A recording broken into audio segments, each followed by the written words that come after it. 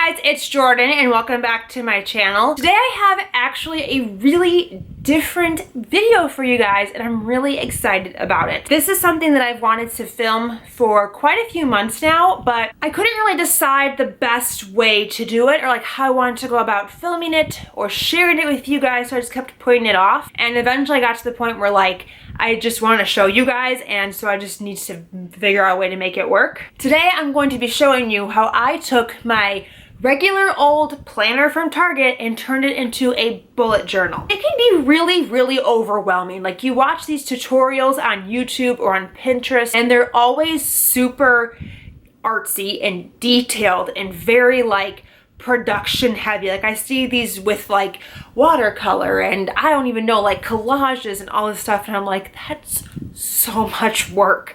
Like, I want to do it, but this is just a lot of commitment. Amanda is like an incredible artist. She has incredible talent, but her bullet journal spreads are super approachable. They're very doodle focused, they're very minimalistic. It's just a bunch of pens and markers, so things that you can get very easily. Like, she does have expensive supplies that she uses, like very artsy supplies, but you can go buy Crayola markers and ballpoint pens and get the same look. It's not as intensive as like these artistic bullet journal spreads. I really wanted to like try the whole bullet journaling thing, but I didn't want to commit to going out and buying an actual bullet journal, which is what this is, and spending every week actually making spreads in my bullet journal, because I didn't know if I was going to be able to stick to it. I've had issues with sticking to planners in the past, and I'm like, well, I'm not going to go spend all this money and then never use it. I had my planner. It's a 2017-2018 planner, so I used it starting in July of 2017. So when January came around, half the planner hadn't been used yet.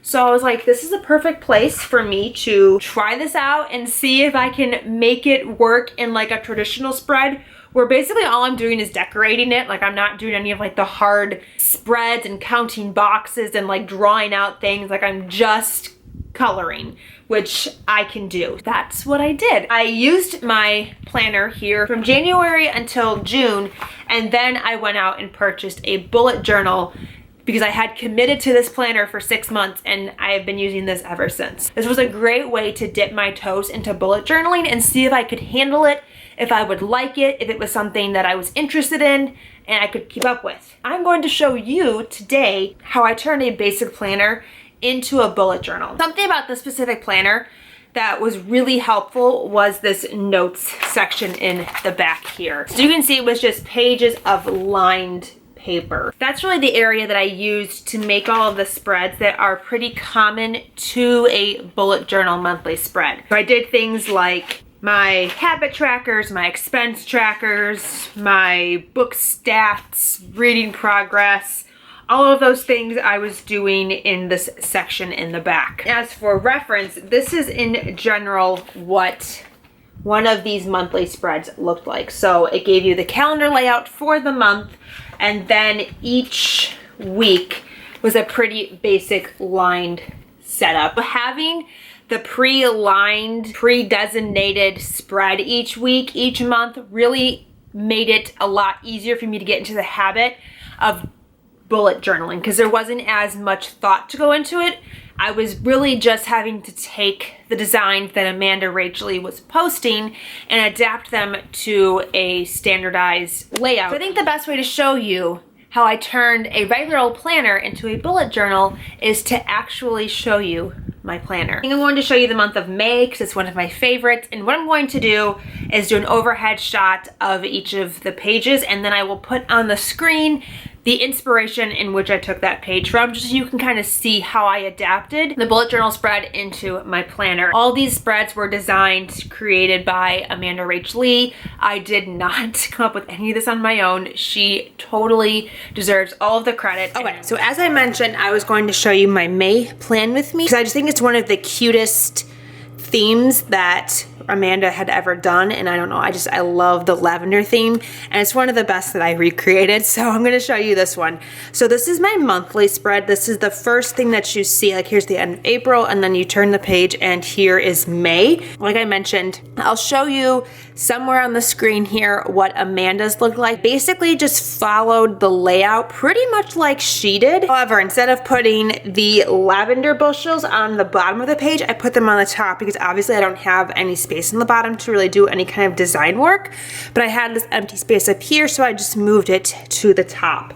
And then it looks like she did all of her numbers in purple. Mine are obviously already done in the color of the planner, so I just did circles over each of the days and then wrote the numbers in with a darker pen. I obviously already had the word May on here, whereas she did it in calligraphy, so I just went over it with a black because it is like a navy blue. Let me zoom in just a little bit for you guys. There we go. I think it's a little better. She always has this growth tracker for YouTube in the side, so I just copy it because she does it, and I figured there's this whole column here for notes, I might as well include it. She had done hers at the top. I put mine in the bottom because up here I always did my to be read list. I don't post TBRs anymore on YouTube, but I still like to keep a list of what I'm interested in reading just to keep me on track.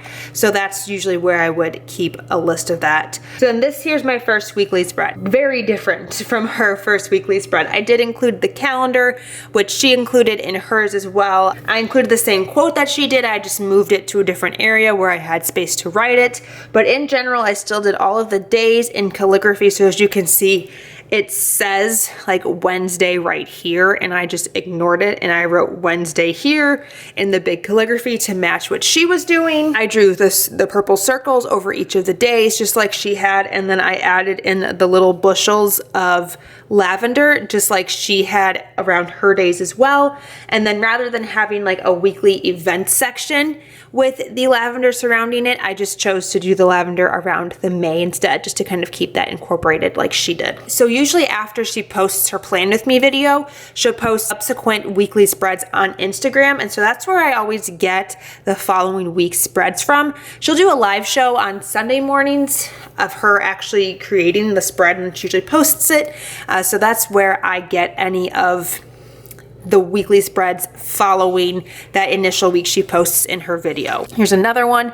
Sometimes she doesn't post every weekly spread on Instagram, so it's kind of up to my interpretation, and I just try my best to create a page that has the same feeling as the rest of the weeks and kind of goes with the theme, but is all my creativity, and they don't always turn out as good, but I try. Then we have this week as well. I believe this one's copied off of one of hers. I don't think I came up with this one on my own, but she had a quote, so I included the quote. I included all the little bushels just like she did. I used the same colors from well, similar colors, because I only have the Crayola Super Tips where she has like a wide array of art supplies. And I have this week as well, which I think is super cute. I really loved this spread. Like, this lavender spread was just so freaking adorable. And so that's the end of my calendar portion, because obviously this is not set up in a way to allow you to do trackers and to do page counts and all that fun stuff. So I reserved that for the notes section. So here's my May monthly cover page.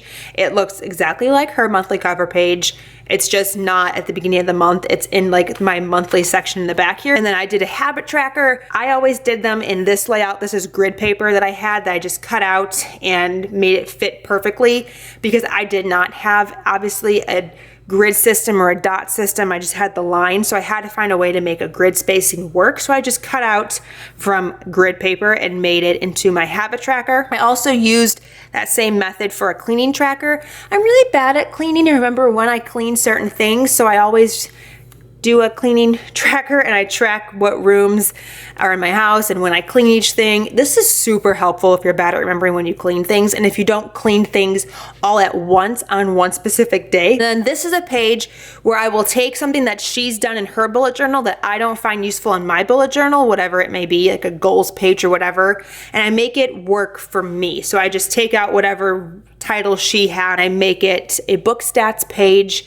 that works for me. Page is red. Again, another grid page here. These always just barely fit the page. And this is always something that I came up entirely on my own because she doesn't do this. This was inspired by BooksandLala. I had a really bad month in May. And then I have an expense tracker here. This is taken from AmandaRachLee. She does an expense tracker, or well, she used to, she doesn't do them anymore. So this again is just grid paper. The last thing I do is like a monthly memories scrapbook kind of page.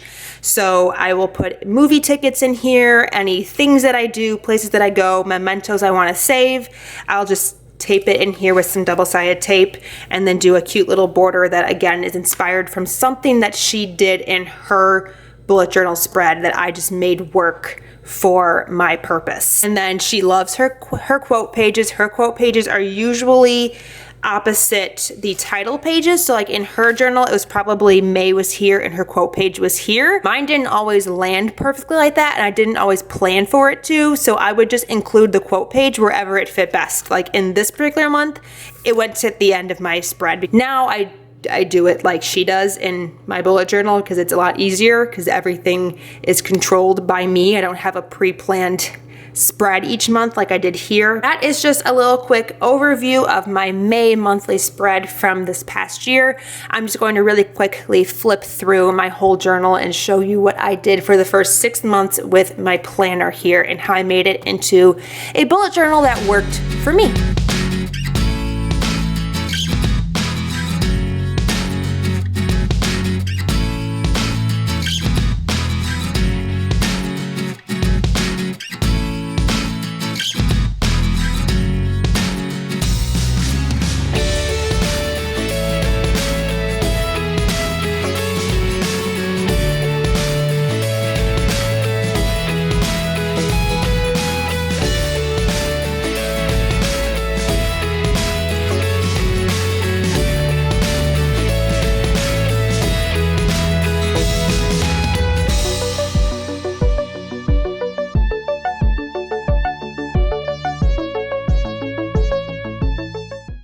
So I really hope that seeing how I took a basic planner and made it into a bullet journal helps to inspire somebody out there to start bullet journaling. Whether it is just decorating a planner and making it feel a little bit more you and making it a little bit more personal, or actually delving into a real bullet journal and doing monthly spreads. I just hope that this kind of gives you an idea of what you can do and that a set planner isn't exactly as set as you think it might be. You just have to pick a planner that's blank enough that gives you space and room to be creative. So after this one ended in June, I did switch over into a Scribbles That Matter Pro bullet journal. It's like an A5 dotted journal. It's not the Leuchtturm. If you do ever want to see any kind of bullet journal, not plan with me's, but like, I don't even know, because I don't feel like I can do a plan with me since I'm literally just copying somebody else. So if you want to watch my plan with me's, I would go watch Amanda from AmandaRachLee. I will link her channel below because